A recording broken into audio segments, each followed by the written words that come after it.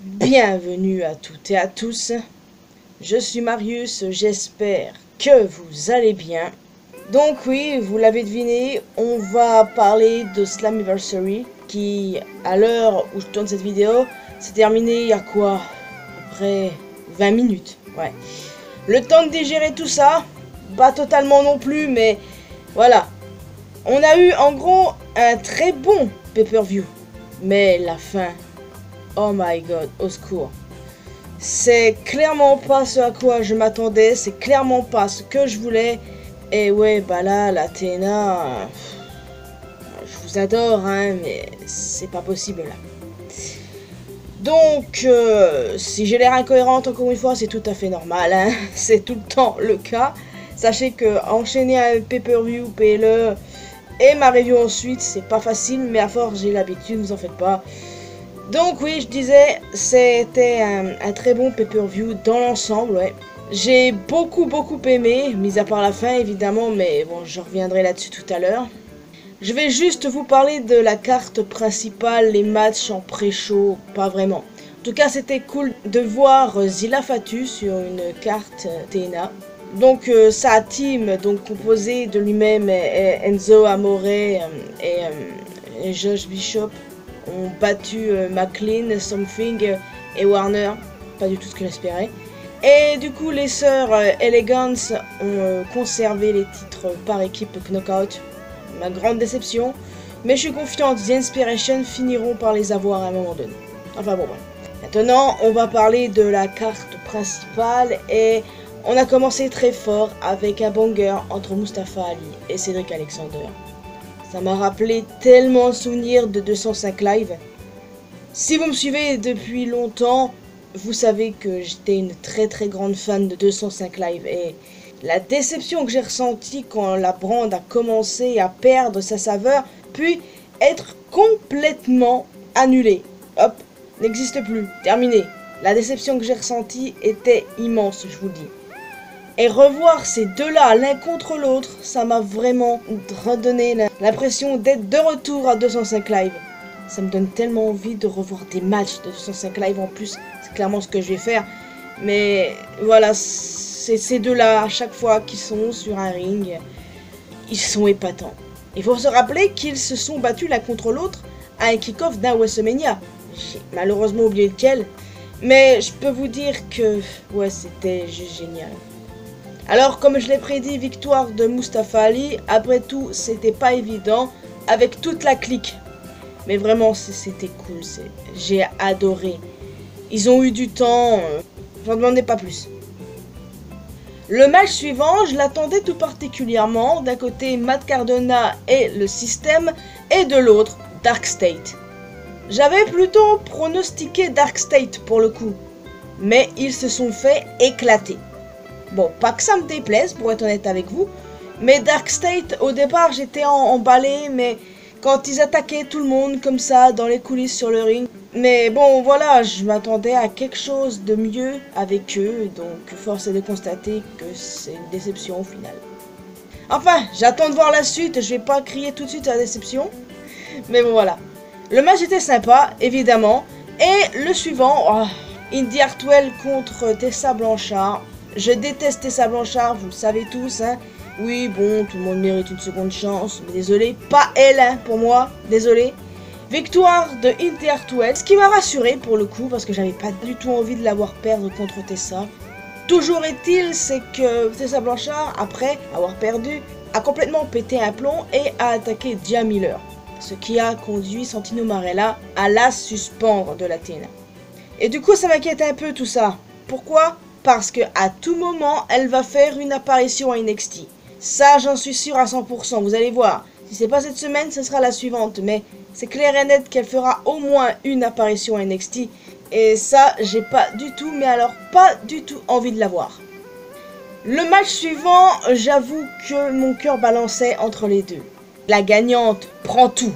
Le titre Knockout et le titre NXT. Jessie Jane, Masha Slamovich. J'avoue que c'était pas facile. Parce que pour le coup, j'avoue que j'aurais bien aimé voir Masha avec le titre NXT. Mais Jessie qui gagne ne m'a absolument pas dérangé. Pourquoi? Alors, il faut savoir que, en se replongeant dans les années de Toxic Attraction, à mes yeux, Jessie était celle qui brillerait le moins. Pour moi, c'est clair que Gigi allait plus briller. Mais force est de constater que c'est l'inverse. Gigi, désormais, elle est ailleurs. Et Jessie est non seulement l'actuelle championne NXT, mais maintenant l'actuelle championne Knockout de la TNA. Donc, ouais, je me suis bien planté et je vais pas vous mentir, je suis contente. Eh bien, Jessie nous a fourni au fil des années un travail exceptionnel et totalement legit de l'avoir récompensée avec le titre NXT. C'est pour ça que quand elle a gagné le titre NXT, j'étais vraiment très contente pour elle. À mes yeux, vu le travail qu'elle a fourni, elle a tout accepté, même quand c'était souvent un booking discutable. Elle a tout pris, elle a à chaque fois fait un travail formidable, peu importe la situation. Pour moi, c'était amplement mérité. Et là, franchement, je suis vraiment très heureuse pour elle. Je peux pas m'empêcher d'être émue et fière d'elle. Non mais vraiment, on ne pensait à aucun moment qu'elle allait battre Stephanie Vaquer. On pensait qu'elle allait essuyer une défaite écrasante contre Jordynne Grace à Evolution. Et enfin, on pensait tous que Masha allait la détruire. Et au final, non, aucun de ces scénarios ne se sont passés. Ce qui me rend d'autant plus fière d'elle. Et je suis tellement contente de son parcours. Et c'est vrai, j'aurais kiffé voir Masha avec le titre NXT. Là encore, le scénario inverse ne m'aurait absolument pas dérangé. Mais ce sourire niais sur mon visage quand elle a gagné, je vous avoue que il fallait être là pour le voir. Hein. Le match était bon en plus de ça, j'ai adoré.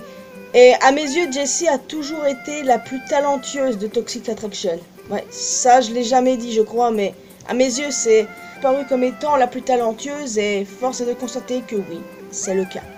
Malgré tout l'amour que je porte à Gigi bien sûr, Priscilla Kelly, mais voilà, il faut dire les termes.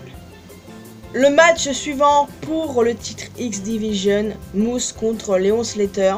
Là très clairement, si Leon Slater ne l'avait pas remporté, j'aurais été très violente en parole. Et je suis contente que mes doutes aient été dissipés parce qu'il est devenu le champion X Division le plus jeune. Et ouais, le gars il a 20 ans, il va bientôt en avoir 21, mais bref, toujours est-il qu'il est le champion X Division le plus jeune. Et ça, c'est juste insane, c'est incroyable. Tu vois, la victoire de Jessie m'a beaucoup ému, mais la sienne encore plus. Ce jeune nous a fourni aussi un travail de dingue, il est hyper talentueux, genre. C'est l'un de mes favoris à la TNA pour le coup. Et le voir remporter le titre X Division, ça va pas laisser de marbre. Et après ce qui s'est passé, genre Moose qui lui met la ceinture et après l'arrivée d'AJ Styles. Get ready to fly. Les gars, là encore, beaucoup d'émotions. Beaucoup d'émotions. Revoir AJ Styles à la TNA, il fallait vivre ces années-là. Hein. AJ Styles, la TNA, c'est sa maison, ni plus ni moins. Ça fait quelque chose de le revoir là-bas, ça fait quelque chose. Ce moment avec Leon Slater qui était très sympa et j'en demandais pas plus. Franchement, je serais pas contre un dernier run d'AJ Styles à la TNA pour être honnête avec vous. Il a signé à la WWE un contrat pour 1 an. Donc, 1 an à la WWE, 1 an à la TNA, avant de prendre sa retraite, pourquoi pas, honnêtement. Moi, en tout cas, je détesterais pas voir ça. En tout cas, ce match était vraiment très bon. Et le suivant, ma grande surprise, il l'était également. Alors, Trey Miguel n'a pas pu participer au match à cause d'une blessure. Je crois qu'il a une hernie. Et honnêtement, une hernie, c'est pas ouf. Hein. Donc, il a été remplacé par Myron Reed, donc l'autre membre des Rascals, contre First Class, contre les Hardys et les champions, les Nemeth. Alors, sur ce coup-là, j'étais convaincu que les Nemeth allaient conserver. Sauf que non, les Hardys ont récupéré les titres. Ça, je m'y attendais pas. Mais ça me confronte de plus en plus dans l'idée que là, les Hardys, ils sont à la fin de leur carrière, très clairement. Parce que lors du dernier épisode de la TNA, ils avaient fait une allusion que c'était bientôt la fin pour eux. Alors, un dernier run, clairement, moi, ça me va complètement. Je vous le dis tout de suite, ça me va complètement. C'est pas le résultat que j'attendais, encore moins celui que j'espérais, parce qu'honnêtement j'aurais bien aimé les Rascals, mais ça me va quand même. Après, ce qui s'est passé avec Boubaret qui est venu les confronter, et un éventuel Hardy Boys contre la Team 3D, les Dudley Boys, ouais. Non merci, j'ai pas tellement envie de voir ça moi. Surtout que ça pourrait se passer à Bound for Glory. Bound for Glory, la date qui a été annoncée au mois d'octobre. Donc, à voir si c'est ce qu'on aura. Ça va rendre nostalgique beaucoup d'entre vous, ça, j'en suis sûr. Mais en 2025, est-ce qu'on a vraiment envie de voir ça? Personnellement, non. Mais bon, qu'est-ce qu'on y peut? Le match était bon. Et à un moment, j'avoue, j'ai eu une petite frayeur pour Agi Francis. Ouais. Et en parlant de frayeur, il est temps déjà de parler du Main Event. Alors, avec Jessie, qui a battu Masha et est devenue la championne Knockout, je me suis dit, ça va être easy, Trick va perdre, mettez le titre à Santana, il le mérite, c'est le moment, je ne veux rien savoir. Sauf que non, mesdames et messieurs, on s'est fait niquer, complètement niquer. Cet enfoiré de Trick là qui nous fait une feinte en simulant une blessure, il m'a foutu les jetons. Pourquoi au final? Eh oui, pour le faire conserver. Mais qu'est-ce que vous avez dans la tête, là? Santana était juste là. Là, il attendait son moment. Alors là, mais très clairement, on a l'impression que ce partenariat est à sens unique, les gars. Alors clairement, c'est clairement bénéfique pour la TNA, mais là, on a l'impression que c'est à sens unique. Et surtout, oui, je voulais voir Santana gagner, mais j'avais imaginé l'hypothèse que Trick pourrait gagner. Attention, mais grâce à l'aide de Dark State. Genre, ma théorie a toujours été Trick, leader secret de Dark State. Donc, moi, je me suis dit que cette théorie était toujours valide. Hein. Sauf que visiblement, elle l'est pas. Je vois pas pourquoi il traînerait les trucs en longueur si c'était le cas. Enfin bref, toujours est-il que... Oh my god, je peux vous dire, les gars... J'étais en PLS. On était tous en PLS, je crois. Mais là, la frustration, je peux vous dire, je la ressens. Donc, peut-être qu'après s'être bien reposé, je verrai les choses autrement. Mais là, pour l'instant, c'est frustration max. Je peux rien dire de plus que ça. C'est frustration max. Genre, faire conserver Trick, c'était tellement pas nécessaire. À la limite, fallait faire intervenir Dark State, quoi. Mais non. Même pas.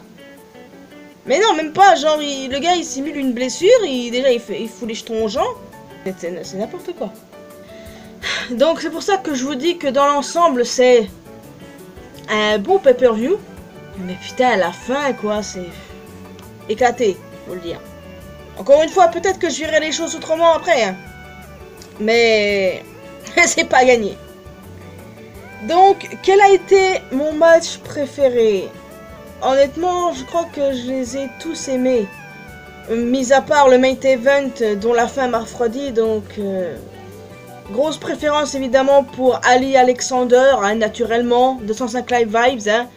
Jessie contre Masha, Slater contre Moose, enfin... Donc, je vais vous laisser ici, les amis. J'espère que vous avez quand même apprécié cette vidéo. Alors, n'hésitez pas à me faire part de vos retours sur Slammiversary. Et ouais, qu'est-ce que vous en avez pensé déjà de cette fin? Qu'est-ce que vous pensez du fait que Jessie ait battu Masha? Bref, voilà, j'attends vos retours dans les commentaires pour en discuter avec vous. Donc voilà, en plus de ça, n'hésitez pas à laisser un petit pouce bleu, ça fait toujours plaisir. Vous pouvez me retrouver sur mes réseaux sociaux, les liens sont bien évidemment dans la description. Et le plus important, abonnez-vous à cette chaîne ainsi qu'à ma chaîne principale pour qu'on puisse se retrouver dans une prochaine vidéo. Bye bye!